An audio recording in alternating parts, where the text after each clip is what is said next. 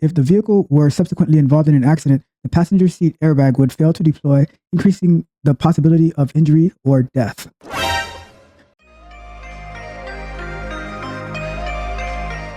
If you want more software engineering and industry-based content with an exciting and dramatic twist to it, be sure to hit the subscribe button to Tech Coach Ralph to be notified for new videos.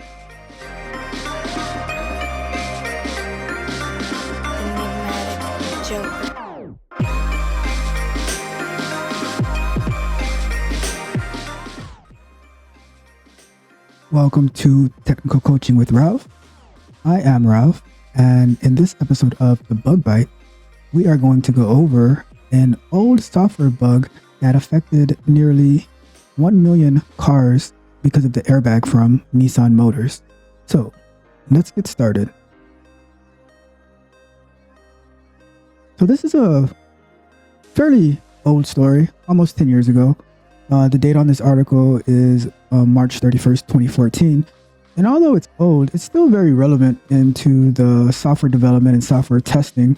So it says, Nissan recalls nearly 1 million cars for airbag software fix.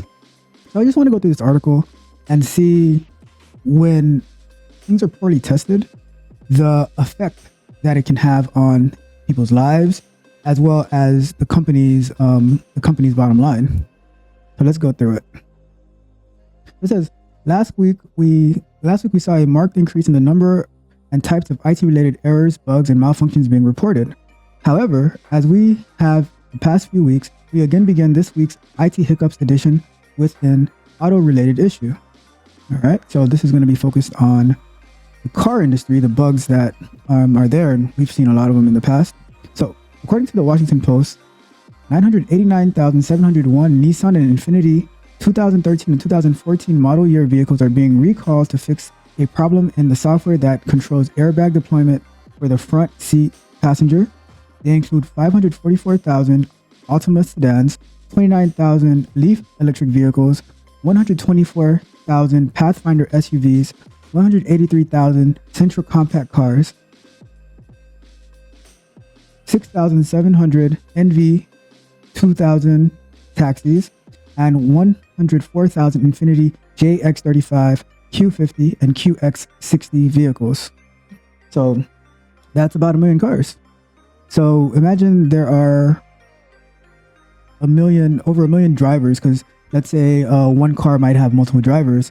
There's over 1 million drivers who could be facing this airbag issue that we're going to read about. The post says that, unfortunately, the software installed on the vehicle may incorrectly determine that the passenger seat is empty when it is in fact occupied. If that were to happen, and if the vehicle were subsequently involved in an accident, the passenger seat airbag would fail to deploy, increasing the possibility of injury or death. Let's read that one more time. It says, the post states that, unfortunately, the software installed on the vehicles may incorrectly determine that the passenger seat is empty when it is in fact occupied. If that were to happen, and if the vehicle were subsequently involved in an accident, the passenger seat airbags would fail to deploy, increasing the possibility of injury or death.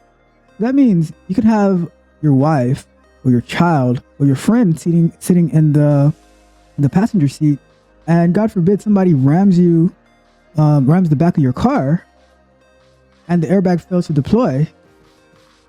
What kind of injury are we facing here? You know, like they said, injury or death by this software bug. And the reason that we emphasize on this is because we are software developers and software testers. So I have not been in the auto industry or anything like that, but I just wonder, what are the testing protocols that are involved? Because it seems like it would be one of the first tests that you would run is, does the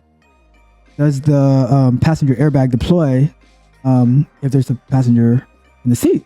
You know, it seems like common sense. But let's keep going. A New York Times article says that the automaker blamed the sensitivity of the software calibration, particularly when a combination of factors such as high engine vibration at idle, when the seat is initially empty and then becomes occupied, or an unusual seating posture are factors. So if the engine vibration is too high, or if it was empty and you're sitting in the seat weird, like, so that's the reason that the airbag wasn't deploying.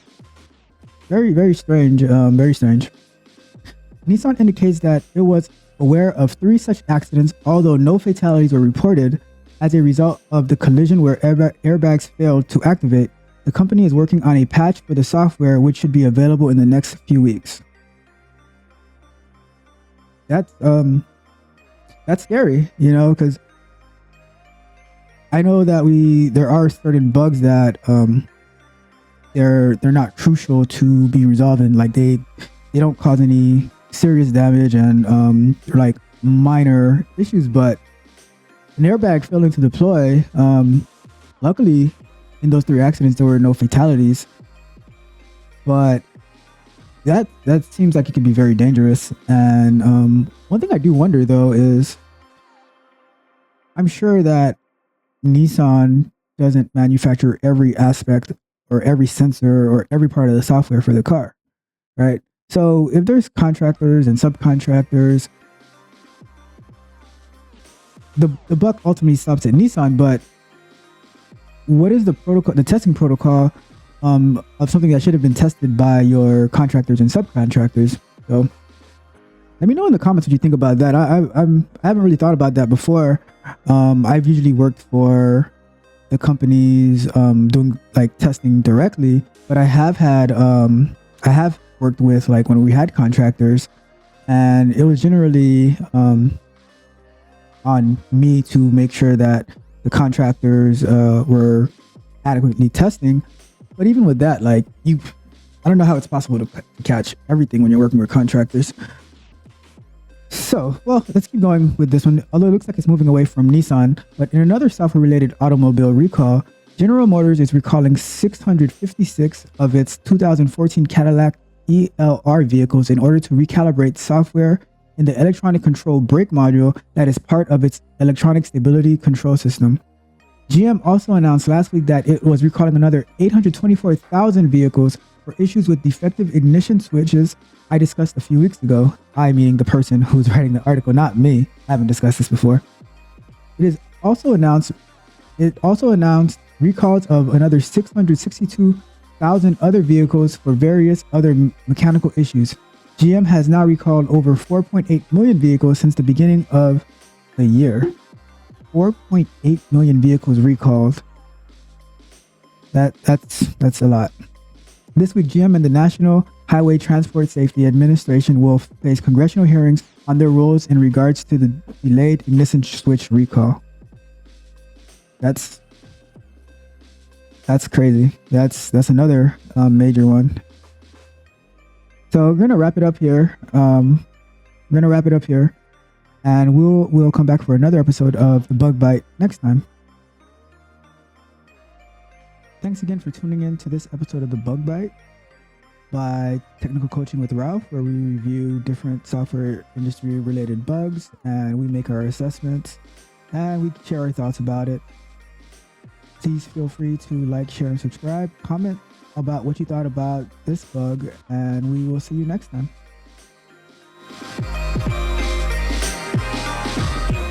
If you enjoyed the fascinating information shared in this video and you want more, be sure to hit the subscribe button to Tech Coach Ralph to be notified for new videos.